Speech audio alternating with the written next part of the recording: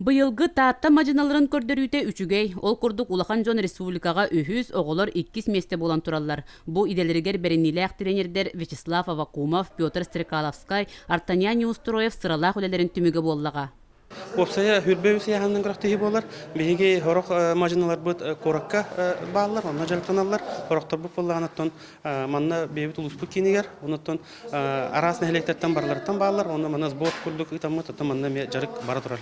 Федерация кубагартан помос көддөрүгө.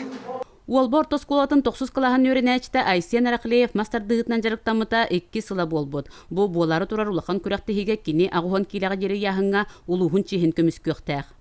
Хамылган этемде открытым чемпионат Монголии варым бастабытым.